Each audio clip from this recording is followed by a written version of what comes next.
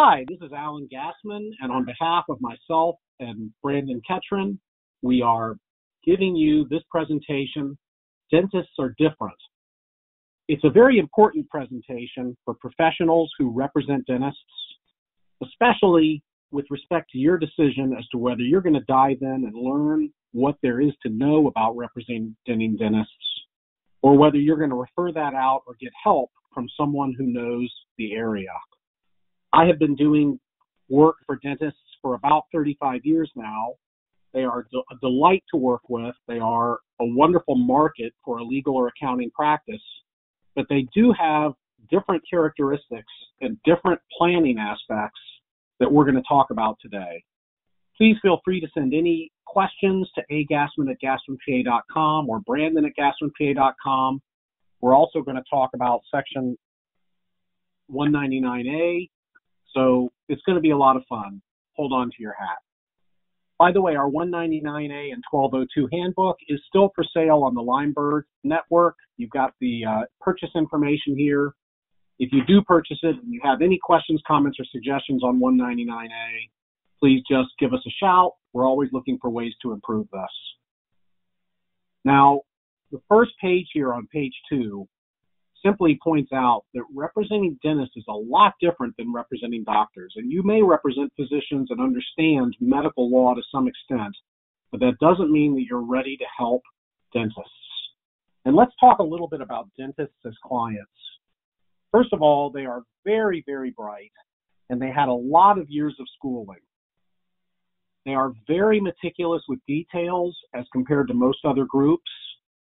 And they have very tedious work, which means that they have shorter work hours, which means that they are more sane than doctors and lawyers who work 60 and 70 hours a week. You can only spend maybe 4 to 4.5 days a week doing this type of tedious work. So they have more downtime. They have more downtime to be educated by their advisors, to read and understand the financial, the legal, and the tax and accounting world. And you can't treat them as if they were a neurosurgeon who's always in a hurry, never has more than 10 minutes to concentrate on anything, and doesn't always want to go the whole mile to make things right. When you have a dentist as a client, you can settle back and be a little slower and a little more deliberate, and they will many times more appreciate your service than a busy medical doctor will. Now, dentists get the degree of DDS or DMD, and these terms are completely interchangeable, but each dentist has one of these or the other, and you can go to the Secretary of State website on professionals to get the exact name and initials and whether this is a DDS or a DMD. Unlike doctors who can work for almost anybody, and unlike Florida law, where anyone who has a clean criminal record can own a medical clinic and employ a doctor, dentists can only work for themselves or for a professional limited liability or a professional association or a partnership of those entities, which must be completely owned by dentists who are licensed in the state of Florida. They can't work for a regular corporation or an LLC, although many times they mistakenly do. There are undoubtedly hundreds of dentists in Florida who set up regular companies or LLCs with the help of lawyers who didn't know the difference or LegalZoom. They should convert those to PLCs or incorporations, or they may end up defending a silly Board of Medicine claim. So those are some of the differences. Now with doctors, physicians, MDs, and osteopaths, we will also often have their practices owned jointly as tenants by the entireties with a spouse or a partner or in part by their children. And you can do that without registering the medical practice under the Clinic Act, as long as it's only for a spouse and children, or possibly for a trust for a spouse or children. But in dentistry, you cannot do that. So you end up with the company owned by the dentist individually, not by a revocable trust, because that would violate the rules. And you end up with a lot of probates and a lot of guardianships of dentists because of that. I believe that you can create a conditional assignment of ownership where the dentist puts the document into escrow to assign her ownership in the dental practice to a revocable trust to occur after death or incapacity, and then instantaneously that stock can be bought from the trust by partners, or the company could be converted to a regular company and then contract with dentists to run the practice independently. And we'll talk about how that works, but these are all things that come up when you're doing work for dentists. In addition, please know that dentists have duties to patients that are not exactly the same as doctors. And when you read the Florida statutes and the administrative regulations on privacy law, possession of charts, notification of patients upon relocation or retirement, it's similar to what physicians have, but it's not exactly the same. So you have to read those documents. Now, the hygienist is a linchpin paraprofessional. It is very difficult to become a hygienist, and a hygienist in Florida can only work for a dental practice. They can't have their own business. But they spend more quality time with the patients than the dentist does. So you want to make sure that the dentist considers getting at least a non-solicit, if not a non-competition covenant from the hygienist. I have had several occasions where a dentist comes to me after buying a practice heartbroken because so many patients left with their friend, the hygienist. And nowadays, the hygienist only has to be active on Facebook with their friends who they make in the office to announce that they've gone to another job. So it's best for the hygienist to at least sign an agreement that he or she will not treat any patients that were patients of the practice after leaving the practice for some period of time, and that he or she will not solicit employees. So that's really, really important. Now, a hygienist is normally paid about 33% of their revenues, and I don't believe there's anything to prevent paying a hygienist based on their revenues, but there should be a reasonable profit interest for hygienists. And think about how if your practice called clients back once a year to have them do an annual legal or accounting checkup, the way dentists do. That's a really good example for your practice. What if every 3 years your front desk was calling all your good clients saying, hey, it's time to come in for your legal checkup and your annual cleaning? So that's just something to think about, because we all have dentists in our lives and they do such a great job of running their businesses for the most part. Now, a lot of dentists are now involved with Medicaid and with Medicaid HMOs. And there's a lot of legal aspects to what you can do and can't do when you are servicing Medicaid and HMOs, including what kind of practice structure you have to have and who you can pay and how you pay them under the Stark Law, and also, of course, the Florida anti-kickback rules and the Florida Patient Self-Referrals Act. I'm not going to get into these acts, but I'm going to let you know that you need to understand how these impact a dental practice, if it's more than just a one-person dental practice, especially with respect to compensation of dentists for x-rays. There's no regulation of that under the Florida law, but you do have it under the federal law when dentists are treating Medicaid and possibly when they're treating Medicare HMOs. We had a particularly terrible nightmare with one dentist client who had 3 offices and was really cranking it for Medicaid purposes. But his office manager only registered one of his offices, and Medicaid thought he was providing all of these services at one office, not 3. So when they found out he didn't have the registration right, even though he had done all the work perfectly and had filled out all the forms properly, Medicaid made him give back 100% of the money he earned in the 2 unregistered clinics. And we've seen this happen to radiologist practices as well. So you really need to tell your dentists to get a medical consultant involved who understands dental work if they have any Medicaid practice going. And in addition, dentists are somewhat innocent and inexperienced with managed care plans.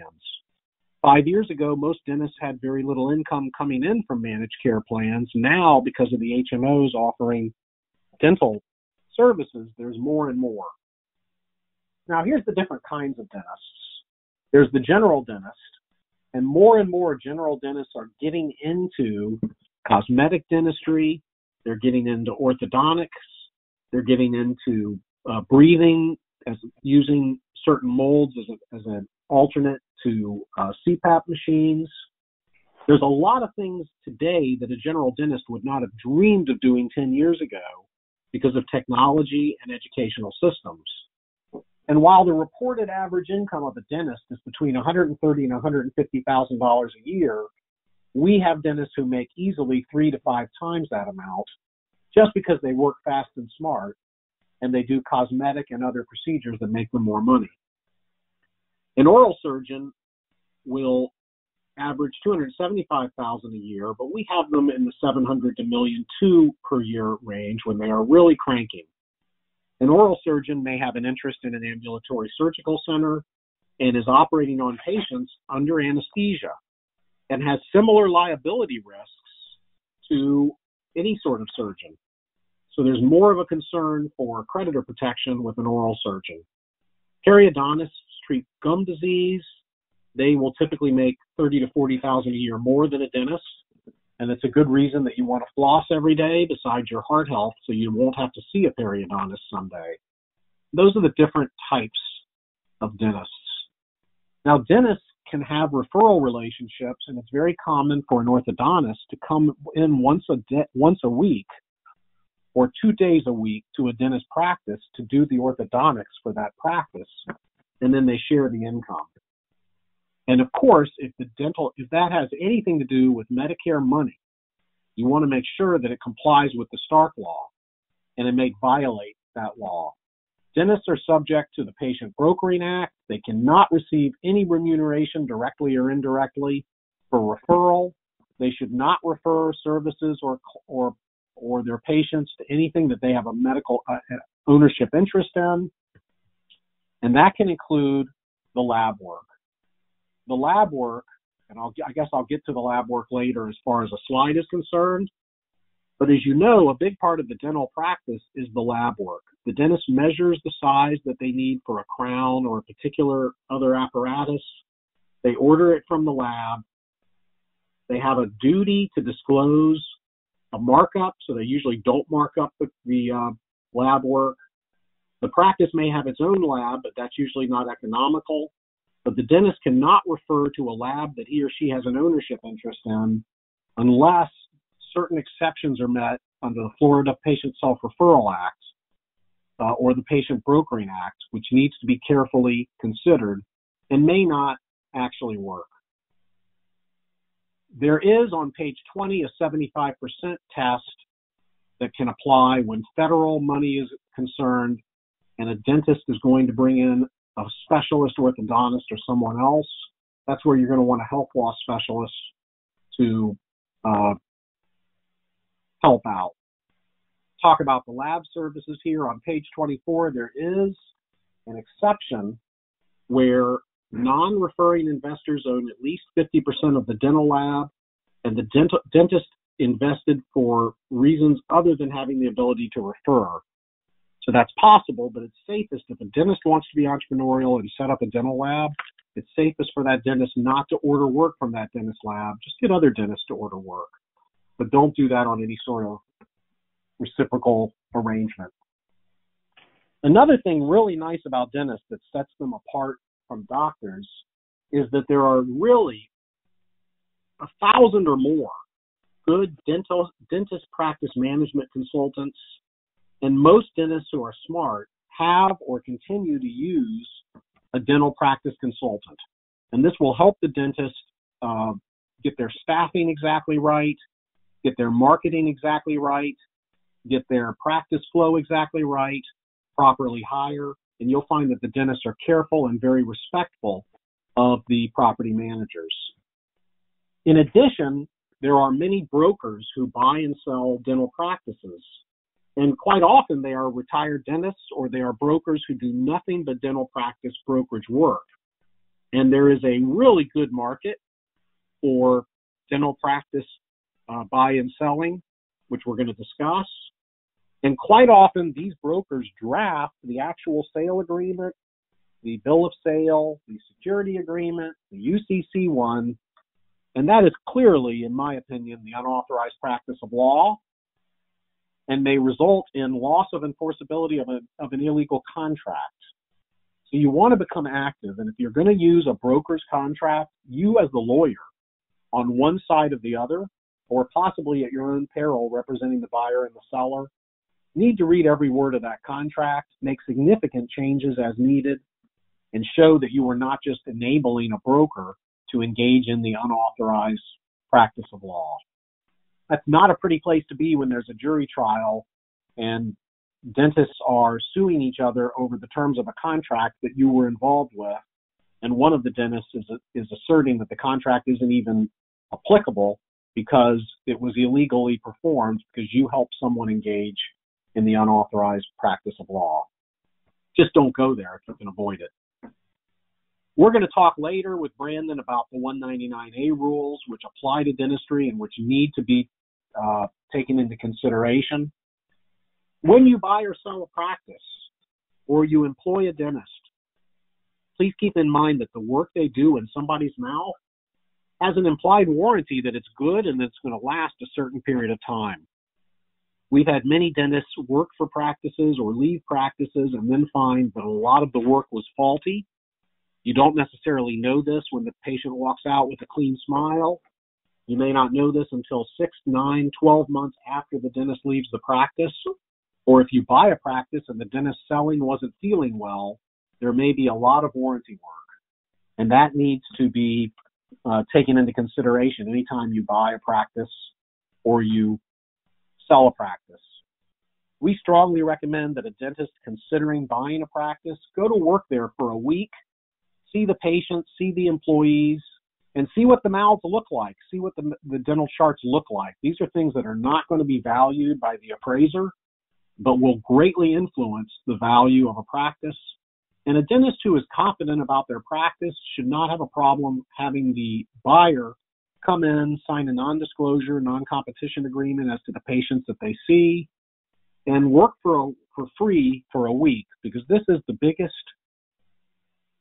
financial investment that anyone is asking for. And when you have a sale of a dental practice, you want to take into account the projects in process. A lot of times patients pay up front for a lot of work, and it may not be half done or 1/3 done when the new dentist comes in. So a lot of times you set money aside to make that properly handled. Now, most doctors these days only really need a table and some chairs and some computers and maybe an ultrasound machine and a stethoscope, and they're ready to practice medicine. A dentist could typically spend about $150,000 per room and typically needs 2 rooms for one dentist. In addition to that, you have a hygienist who needs some equipment. Fortunately, banks are very happy to loan money to most dentists to buy this equipment. Please keep in mind that the equipment is often built into the building and becomes a fixture. So the leasing is very important. Also keep in mind that right now you could deduct the entire cost of 2 rooms of equipment and everything a hygienist would need to get a dentist's income down, if you want to, for 1 year for Section 199A or other purposes.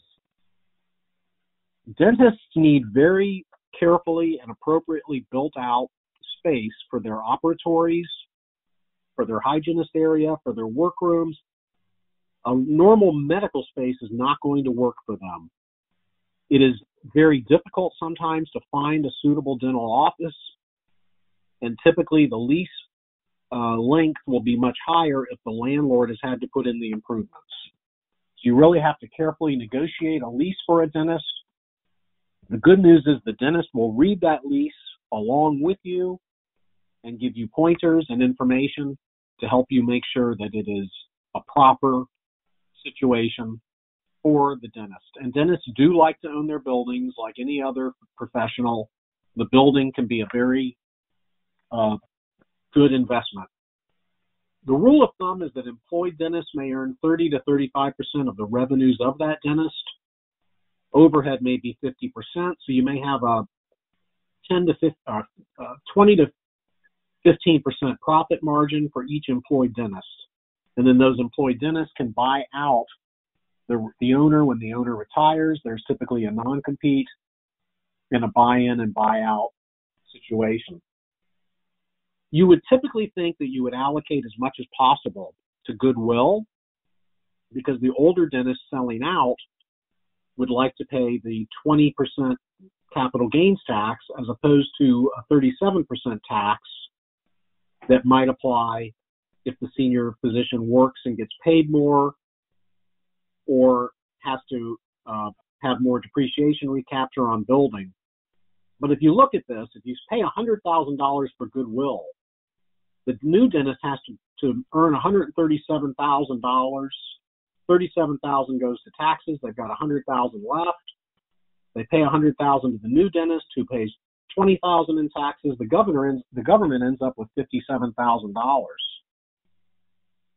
How about if instead the new dentist just paid the older dentist $110,000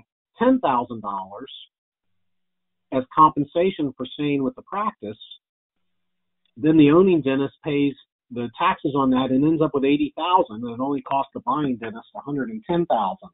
So get with an experienced CPA or tax lawyer when you allocate the purchase price, and think about the possibility of paying the selling dentist a consulting fee or more than you otherwise would have for continuing work, or for past services rendered to a practice if it's a practice stock sale, to reduce the overall tax and the overall expense to the buying dentists. Another thing that's good news for dentists is that the purchase price for their practice is much more predictable. With medical practices, even if you go to the source of medical practice data, you see significant swings in value and a lack of predictability. With dentists, a typical appraisal will be within 15 to 20% of any other appraisal, and dentists are typically willing to pay 1 to 1.5 times the selling dentist's annual salary for the practice, plus the value of the furniture and equipment. So banks are willing to loan on these transactions because they know that even if the buying dentist gets sick or dies, that there's going to be a market for the practice.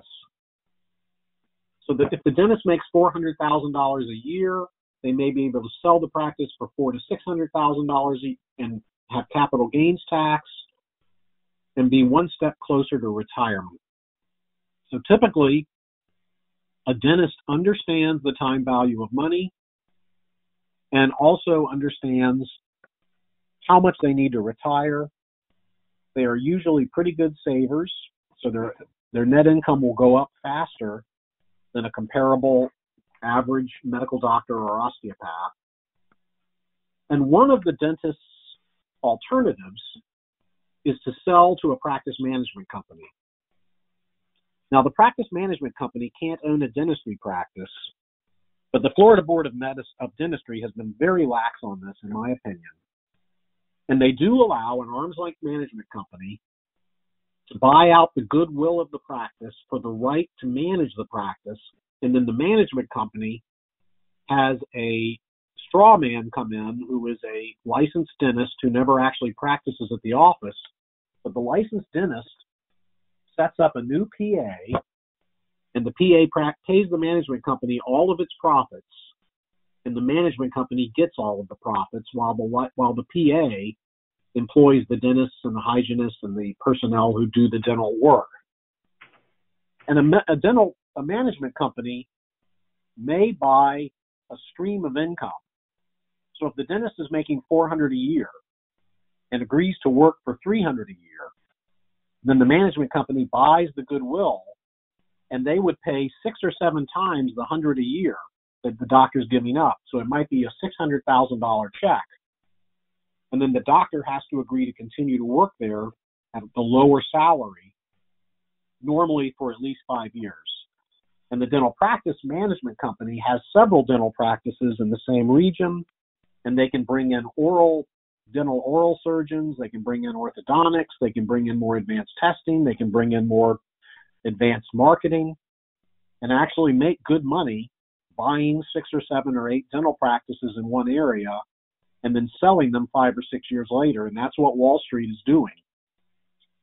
In my opinion, it's not good for the patients because the dental management companies exert a lot of control over the dentist that they're not allowed to do, but let's face it, it happens.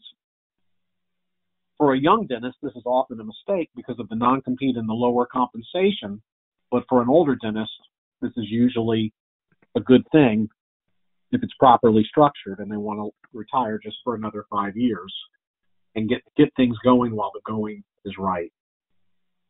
Now, estate planning for dentists is very enjoyable. As I said, they normally have a longer attention span. You will typically want to bill on an hourly basis because they are a little bit more money conscious than an average doctor. And they often will have a lot of questions about the estate plan. They want to get it right. So billing hourly, at least in our practice, works better in the dental arena. If a dentist just now has a $5 million net worth, $4 million is in stocks and bonds, they typically do not get taken advantage of by their investment advisors like doctors do. They typically have low fees that they're paying. They typically are paying attention but understand to keep everything invested and properly allocated. So those investments in stocks and bonds or comparable funds are pretty much going to double on average every 10 years, assuming a rate of return of about 7%. So plan accordingly. While a doctor may come back to you after 10 years and have the same net worth, a dentist will often come back to you and have a much higher net worth. Now, we're going to talk about entity selection later and tax brackets later. But keep in mind that a C corporation, while there is tax paid at the corporate level, it can pay for medical expenses on a tax-free basis. So if you have a client who's going to have an in vitro child with a surrogate or a huge medical bill coming up that will not be covered by insurance or Medicare, you can consider a C corporation. We've talked about goodwill. Now, on non-competes and goodwill, one thing I want to mention is that the goodwill of most dentists is owned by the dentist individually and not by the practice company. And you still have a lot of dentists who are practicing under C corporations. So commonly, if your client is going to sell their practice and they're operating under a C corporation or under an S corporation where the S election was made and could cause double tax because it hasn't been an S election long enough under the 1374 rules, which is 5 years right now, then you'll do one agreement to sell the personal goodwill and patient chart rights of the doctor. That's a personal sale. And then a separate agreement allocating some goodwill to the corporation for the phone number and ancillary items, but very little after consulting with a CPA who has a lot of experience in this area. As I said, dental practices need to be owned by professional associations or limited liability companies. I have information here on pages 51 and 52. When you have multiple dental practices, they will actually read every word of their buy-sell agreement, which is a pleasure. So you can have your buy-sell agreements, you can have your insurance in place, you can actually talk to them about buyout disability insurance and business overhead insurance, and they will listen and they will often buy those coverages or at least appreciate the fact that you brought it up. In addition, please remember that dentists are sensitive to potential liability issues. While they're rarely sued, they do treat patients, and patients can have heart attacks while they're having their teeth done. Whether or not to give a patient an antibiotic has been a controversy in medicine. It used to be you would always give a patient an antibiotic to take just before they're drilling into their teeth. Now you shouldn't. A lot of patients are using sedatives like nitrous oxide. A lot of patients are seeking pain pills. So you do have to be careful. Put friendly dead into place. Put equipment and furniture that's valuable separate and apart from the dental practice in some situations. Consider setting up a new parent company and using an EPRI organization to do this tax-free. Those things do apply. Page 60, I've given you a typical practice management company arrangement and what the practice management company does, what the PA does, what the dentist does, and how they interact. This particular slide you see here at page 60 was explicitly approved by the Board of Dentistry when I went to them and tried to get them to disapprove an arrangement. I was trying to get my dentist out of the contract with the management company, the way I had done with the Board of Medicine in the Baccarania case. But the Board of Dentistry was entranced and just would not criticize the arrangement. And to my knowledge, that's the way things are. Okay, Brandon, I'm sorry I've been hogging this presentation. Now it's your time to talk about Section 199A and to lead us through these slides. All right, yeah, so as part of the new tax act that was passed at the beginning of last year, there's a new code section called Section 199A. Now, what that does is it gives basically a 20% deduction on your flow-through income from a flow-through entity, and that's your partnerships, LLCs, taxes partnerships, or S corporations, a Schedule E or Schedule C entity, as well as a farming income on a Schedule F. Basically, the whole gist of this is instead of paying, if you're in the top tax bracket and you have a 37% tax rate, you get a 20% discount on that for any income that comes from one of those businesses. So you're paying 29.6% instead of 37%. Now, there are a few limitations that apply, especially for dentists. The first one being if you make over a certain income amount and you're in a dental practice or a health industry, you're not eligible for the deduction. So that income is $415,000. If you make over this amount, you receive no deduction. Now, if you're over $315,000 and between $315,000 and $415,000 for a married couple, there is a phase-out that applies, so you basically get a pro rata portion of the deduction as your income exceeds the $315,000 amount. If you're under the $315,000 and you're a married doctor or a dentist, you can qualify for the deduction regardless. You don't have to worry about wages or the amount of property that you own, which we'll talk a little bit about later. You can simply take the 20% deduction. Now, the limits, if you're single, are $157,500, and the upper limit is $207,500. So if you're in between those, you have a partial deduction. If you're over the $207,500, you receive no deduction. So again, there's really two main rules that you need to remember. The first is if you're under that $315,000 level and married, there's no limitations. You simply get the deduction. If you're over the $315,000 and you're into specified service trader business, then you do not get the deduction at all. Now, the second rule that applies is what was referred to as a wage and qualified property test. If you're under the $315,000, again, you don't have to worry about this at all. You can simply take the 20% deduction regardless of the amount of wages you pay. If you're over those threshold levels, then you have to be concerned with the amount of wages that the entity pays. In order to qualify for the deduction, the amount of your deduction has to be equal to at least 50% of your wages, or otherwise the deduction is limited to 50% of the wages that you pay to your employees. Now, those are W-2 wages that are reported to the Social Security Administration on timely filed reports. So you can't simply take the deduction and say, oh, no, I didn't pay enough wages. I need to pay some more wages to my employees and declare a bonus, the next year. That's not going to work. You need to plan ahead for this and think about, what type of wages you're paying, your expected income. and what you need to do there. The other part of this is if you have qualified property, which is basically the cost of property that you've acquired at the original cost, you can take 2.5% of that and add in 25% of your wages, and that's the other way to get the deduction if those amounts combined exceed the 20% of your flow-through income. Let's see, moving to the next slide here. Now, if you're over the 315 level and 415 level as a dentist, you might be thinking, well, I just can't qualify for the deduction. We don't think that's necessarily the case. There's planning that you can do to help you qualify for the deduction. The first thing, and we've talked about this a little bit, is, a lot of doctors or dentists have sold or given part ownership or part of their cash flow to these practice management companies.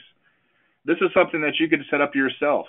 You don't necessarily have to have a national practice management company come in to manage your practice. You can set this up yourself, shift income over to this management company, and it might qualify for the deduction. Now, there were proposed regulations that were passed recently that did away with this slightly. The good news is, while these are proposed regulations, they're not binding on taxpayers. The IRS cannot use these against you. You can use them against the IRS, but they can't use them against you. So as of right now, you can set up these practice management companies and shift income to these practice management companies and make it non-specified service trade or business income. That would be eligible for the deduction. Now, once the proposed regulations are passed that limit the ability to do this and say that any income of the practice management company is deemed to be specified service trade or business income and not eligible for the deduction, once those are passed or finalized, you might shift the ownership in the practice management company to your children, to a trust for your children, a trust that can maybe benefit your spouse and your children. And this trust can be taxed at its own tax bracket. And if the trust has income less than the $157,500 threshold level, it can qualify for deduction, even if the income coming from it is deemed to be income from the health industry. It doesn't matter. As long as it's under that threshold, it can still qualify for the deduction. The other thing dentists can't necessarily do, but if you're a doctor, you could shift ownership in the actual practice to a trust for your children or a trust for your wife and kids, and that could qualify for the deduction. As Alan talked about, dental practices have to be owned by dentists, so this may not necessarily be available for dentists, but again, you can have the medical practice management company or the dental practice management company owned by these trusts for your children. Alan, is there anything you want to add there to that? No, I think it's really important to reach out to your dentist clients and let them know that their S Corporation K1 income may qualify for this 20% deduction if you can get their overall income down below the $315,000 mark, which you may be able to do by buying a lot of furniture or equipment one year, or setting up a defined benefit or cash balance pension plan, or setting up a management company that might be right now, at least this year, owned by a spouse. Maybe next year it will have to be owned by Section 678 trusts owned by children. And then a lot of the profit can be put into the management company if there are arm's length agreements drawn up which require the dentist to work there for 5 years and require a cut in salary and require all the other things that a medical management company would normally require at arm's length. That's going to be considered to be a taxable gift or a reportable gift by the dentist to these trusts for a spouse and/or children. But there's not going to be any gift tax paid, and if the dentist and his or her spouse don't go above the estate tax exemption, there'll be no negative consequence, but there'll be a lot of income tax savings. So a lot of the CPA firms and law firms that represent a lot of dentists are going to put these into place as soon as we have the new regulations under Section 199A.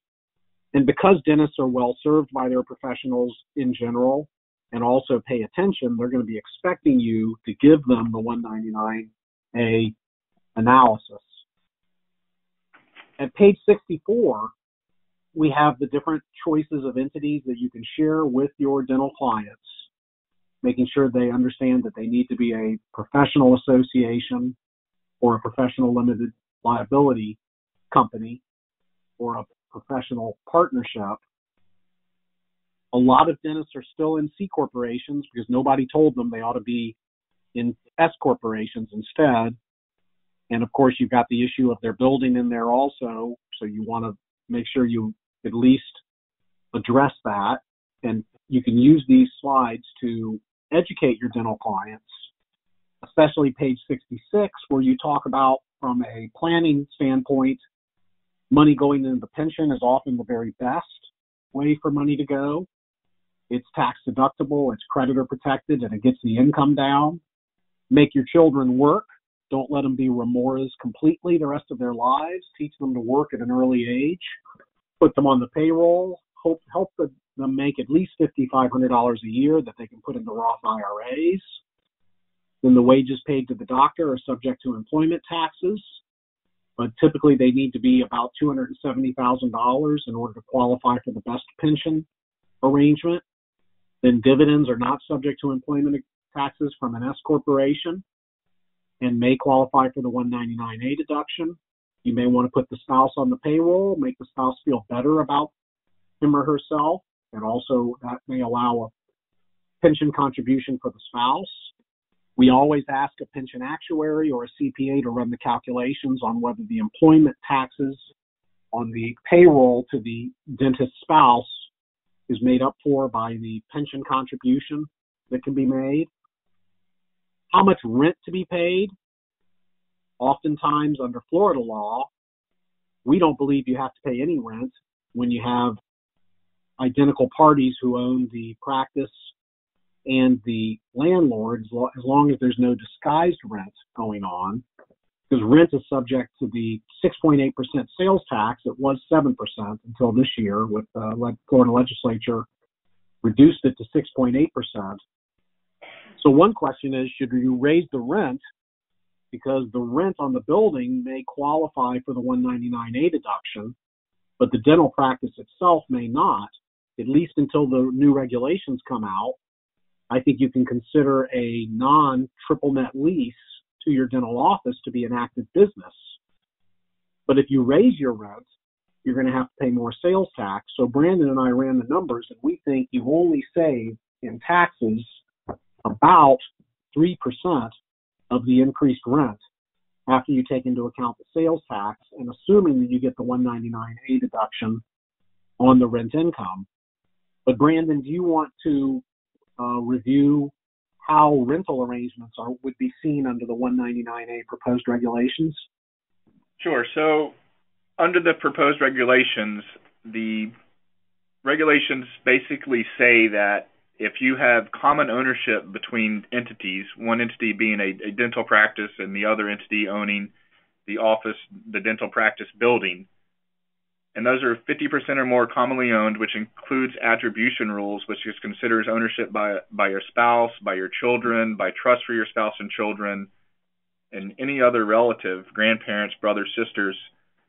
Then if 80% or more of the property or services is provided back to the dental practice, then those will be aggregated under the proposed regulations, and all of the income will be considered specified service trade or business income and not eligible for the deduction. So what you might consider is, well, one, if I can get into the $315,000 level, then I don't have to worry about this being aggregated back.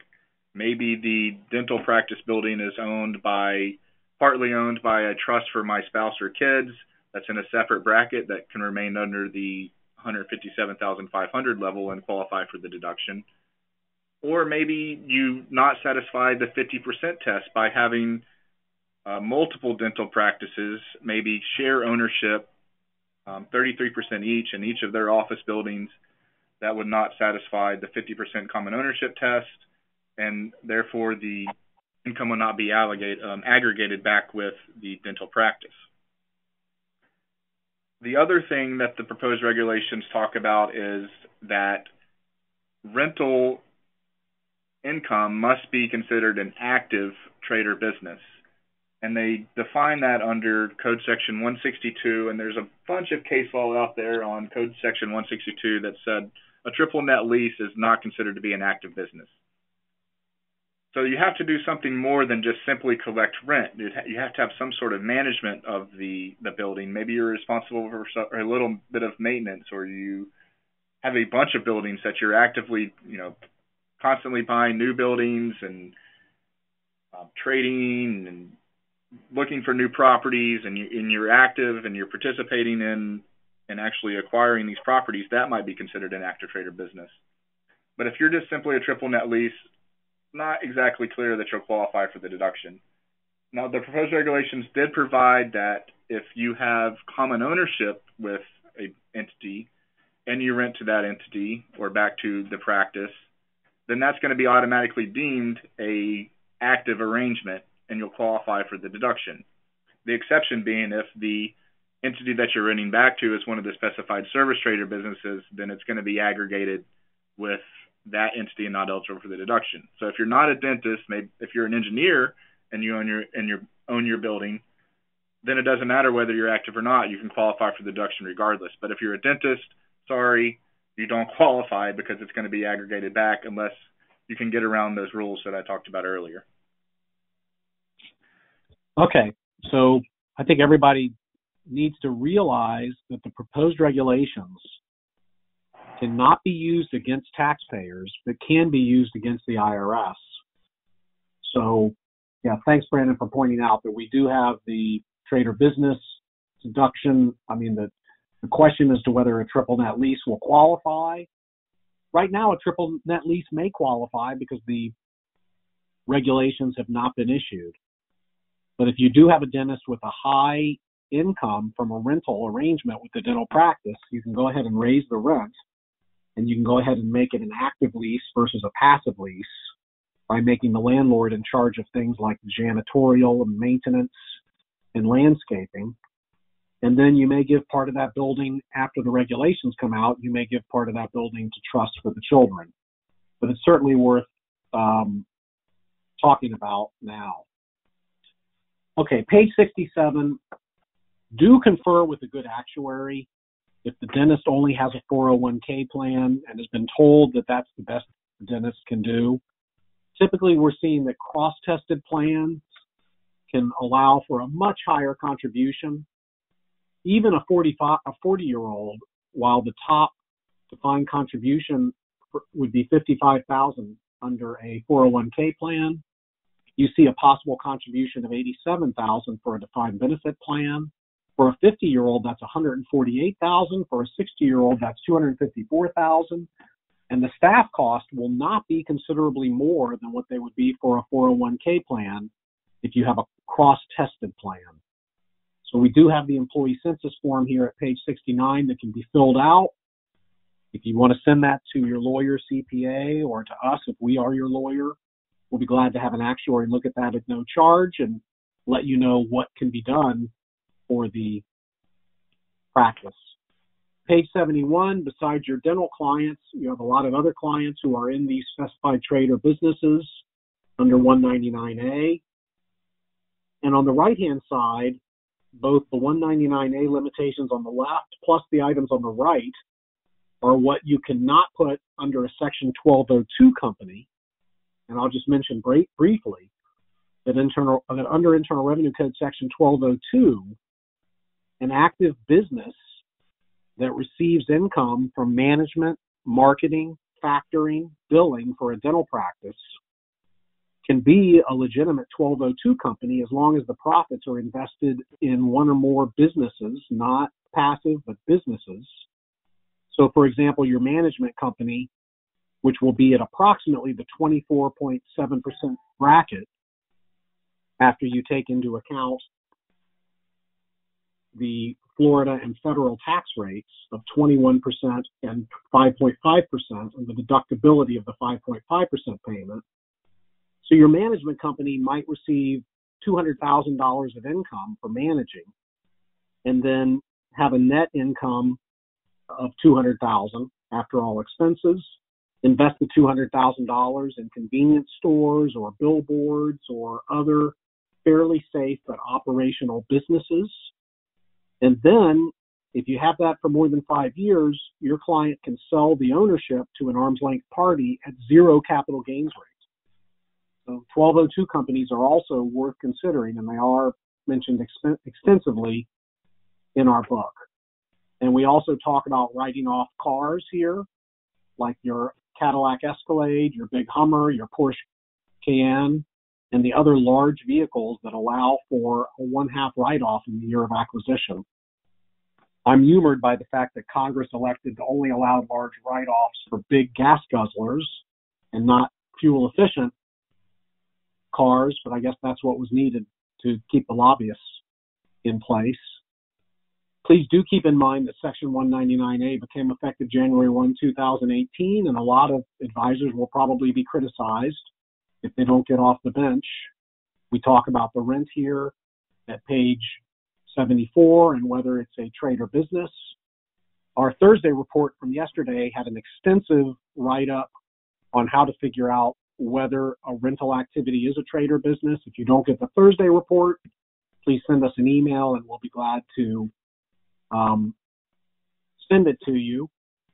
And then we spoke about the practice management companies and the example that I have here of paying a dentist about 66% of what the dentist was making, setting up a new PA owned by a dentist in Illinois who never even comes to the state of Florida, but he's licensed in Florida, so he owns the practice.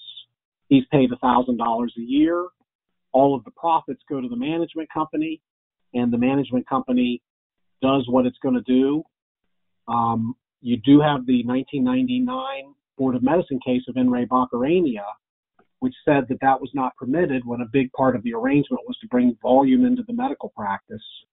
You do have OIG Opinion 98-4, which said the same thing for medical practices from a Medicare standpoint.